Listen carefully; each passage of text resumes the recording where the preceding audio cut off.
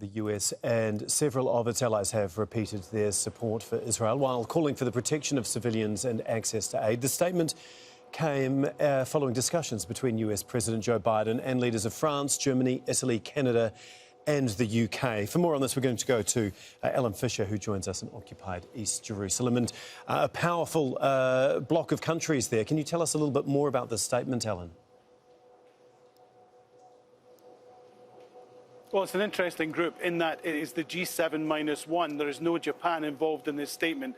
And it would be interesting to find out from Tokyo why that was the case, whether they opted not to be involved or whether or not Joe Biden, during his day of diplomacy at the White House on Sunday, opted not to call the Japanese. He called all the leaders mentioned in the statement, as well as Benjamin Netanyahu from Israel. The statement will be welcomed largely by the Israelis, I would suspect, although there is no outright condemnation of Hamas. They do describe it as a terrorist group. It also talks about Israel's right to defend itself, although it called for an adherence to operations within international law. This call coming even though they are aware that the Israelis have cut power, food and water to Gaza over the last 2 weeks, even though aid is now getting in. And also a number of agencies have said that white phosphorus is being used.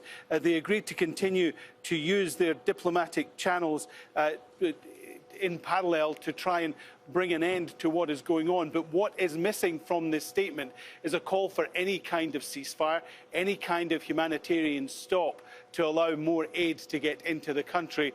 And of course, there is no call from any of these 6 countries for restraint, even though we're seeing the numbers of dead in Gaza continue to rise day by day, in fact, hour by hour. Indeed.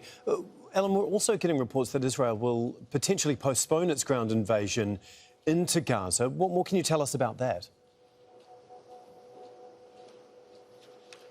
Well, this is a report that comes from the New York Times saying that Lloyd, who is the Defence Secretary in the United States, has been putting pressure on the Israelis to delay any ground war. First of all, to allow their additional military assets to get into the region, but also, secondly, to allow diplomatic efforts to try and release the people who are currently being held as captive. You'll remember that on Friday, 2 Americans were released. Joe Biden said when he was here last Wednesday that the Americans are using all channels, all diplomatic efforts to try and get more people released. There is a feeling that if the ground war starts, it will be much more difficult to try and get any captives released.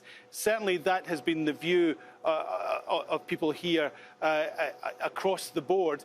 What is interesting that on Israeli army radio in the last hour, we've seen a post on social media quoting the deputy ambassador to the United States from Israel, saying that the United States fully understands that Israel is at war and it will decide to do what it wants to do when it wants to do it. So that would rule out, it would seem on the face of it, any prospect of a delay in the action. But of course, as I say, any delay would help facilitate, in the Americans' eyes, getting more captives out of Gaza. It is a divisive issue. We've been speaking to some Israelis in West Jerusalem who were certainly mixed on whether or not there should be some sort of prisoner exchange with Hamas.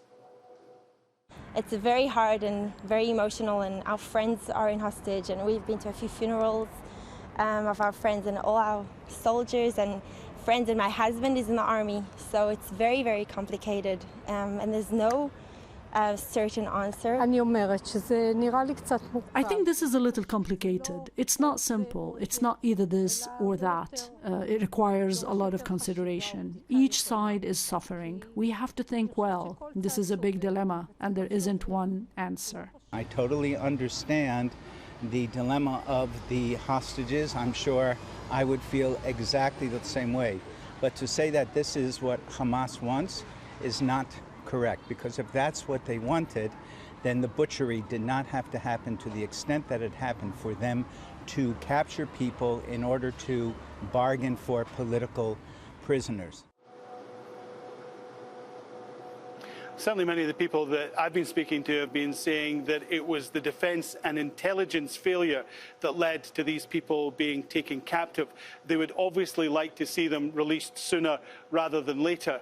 And while they blame Hamas for taking them captive in the first place, they also believe a lot of blame should be pointed at Benjamin Netanyahu for those security and intelligence failures. OK, thanks so much, Ellen. That is Ellen Fisher for us in occupied East Jerusalem.